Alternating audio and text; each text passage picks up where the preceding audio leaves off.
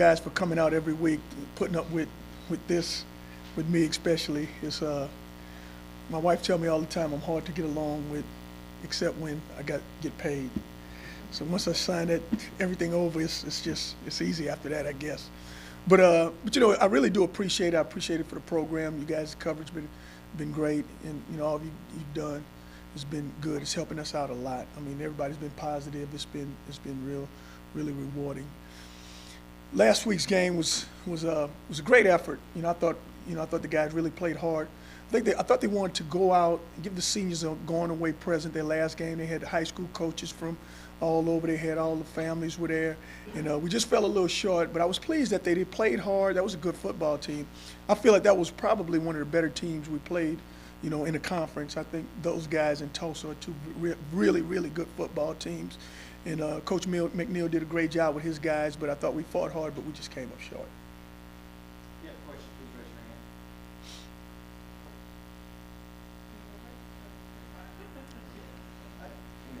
Going the last game of the season, you had the opportunity to kind of reflect.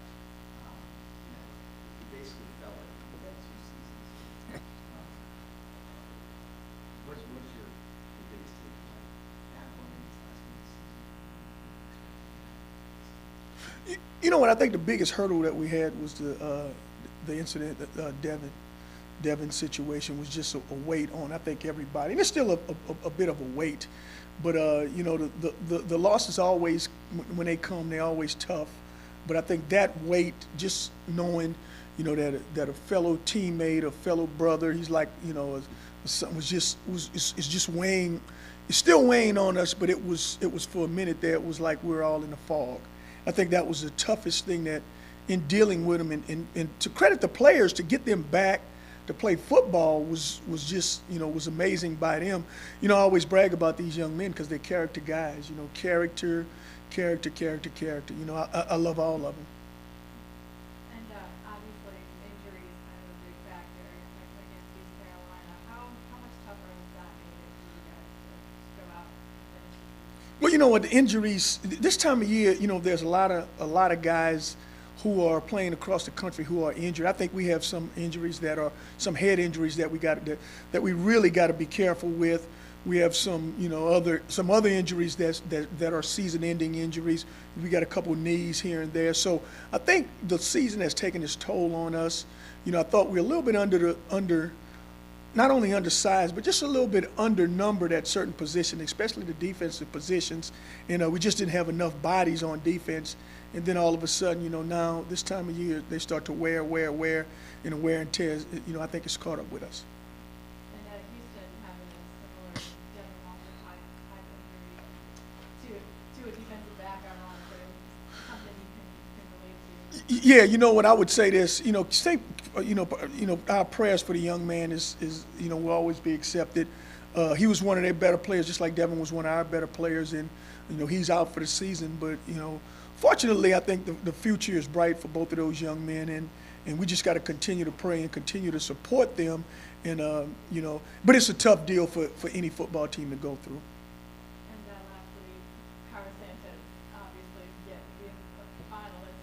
What kind of an honor is that? He's amazing. I'm proud of Cairo because Cairo in the past had his struggles, and they've been well documented. And to overcome some of his struggles and to be the kind of kicker he is, he's always chomping at the bit to kick one further and one further. He's not backing down for anything. And then to kick off how he's done a great job kicking off. Also, it's just an honor to have a young man that's competitive in the nation and to represent our school, classy young man. And I think it goes back to Rome and Billy Johnson too, that operation has been sensational. I mean, I don't think they've had one even close to being blocked. I mean, it's just poop, and it's off and gone. And all of them, sometimes they don't look pretty, but they all just find a way of going in. When you look at the record, Mm-hmm. it's probably leading season at all in the park. Mm-hmm.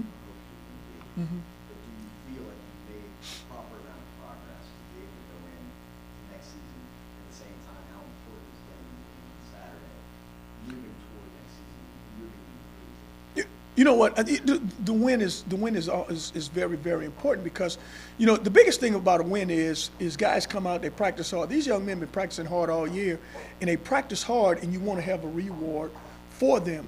And winning is the reward. You know, it's no substitution. I mean, there's some moral victories. I don't really believe in it, but winning is the number one reward that you want.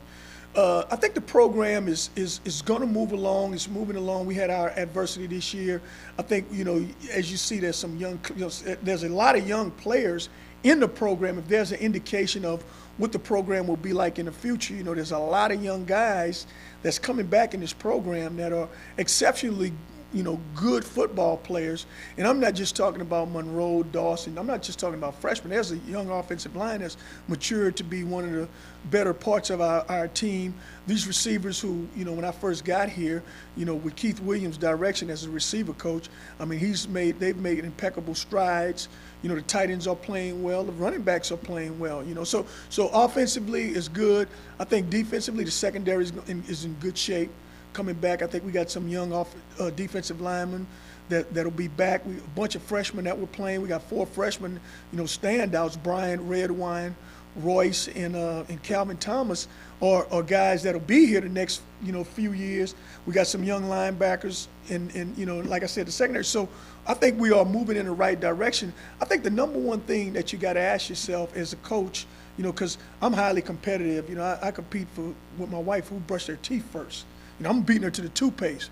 But the competitiveness is, are these guys quitting? Well, I don't think so. You know, I'm looking for guys in the program that I can point out and say, hey, look, man, you can't quit on us. And I don't see it very much, you know. So I think we are moving in the right direction. A couple things. Knowing that you're going to have to start over for the most part at quarterback, Mm-hmm. how much more difficult will that make improvement based on the fact that you're going to have to bring someone in there as your starting quarterback? What is your realistic expectation for next year? And thirdly, I know you talked about the junior college issue earlier this season. Has there been any further update on that? Well, the update on the junior college issue is we have submitted some junior college guys transcripts and some stuff, and we're just waiting to hear back on who we can and who we can't get in, who we can realistically try to graduate. It may be none, or it may be some guys who we may like. We may like the transcript, we may like them in school, but we may not like them athletically compared to some of the freshmen. So that's where we are in the recruiting process with the junior colleges. And I think if there's 1 or 2 guys on the junior college that we see that can really help us and make an impact, I think we'll go after them. But I also understand that, you know, this school is a challenging school, and I wouldn't have it any other way. I wanted them to realistically graduate, and you know, so if I don't feel like they can do that, I won't mess with them. The good thing about the quarterback, whoever it will be next year, and you know, as of right now, we have 1 scholarship quarterback after this game tomorrow that's coming back, and we have a walk-on, and so we're going to have to go out and recruit some quarterbacks. The good thing about whoever's the starter, you know, you probably play him, the starter, and someone else next year, just thinking, and this is off the cuff, and I hadn't put that much thought into it, but you also have all the running backs are back, all the receivers are back. The only lineman we're losing is Eric Jones. All the tight ends are back. So now, instead of breaking in a whole new everybody on the offense, you can limit what you're doing offensively because everybody's played. You know, last year it was the opposite. Griff was the only one who played, and everybody else except for Eric Jones were new. And it was like one thing after another. And Darkwa was back, but he was injured early. But now we got the opposite that's going on. And I like either scenario. You know, I like this one where everybody around them will be better, you know, because they played. And then, you know, and so the quarterback will come in, and he doesn't have to be Superman or Spider-Man. He can just be himself, and I think we'll be fine. You know, you had mentioned a lot before the season, and leading up to everything, changing culture, Mm-hmm. which, you know, a lot of these coaches say will change the culture.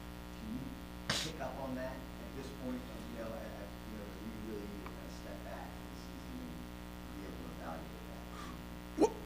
Well, you got to step back and look at culture. But what I like about the culture here now is one thing that this culture is beginning to, what I'm seeing is I'm seeing a lot of enthusiasm. I don't see guys hanging their heads too much. I see a lot of enthusiasm. I see a lot a lot of guys running to the football. I see a lot more plays being made, just plays. I see, and then the number one thing when you're talking about changing the culture, one, you got to change the winning percentage. But what lead ups to winning? Here's what leads up to winning: enthusiasm, playing together as a team, not letting the next man down, and never quitting.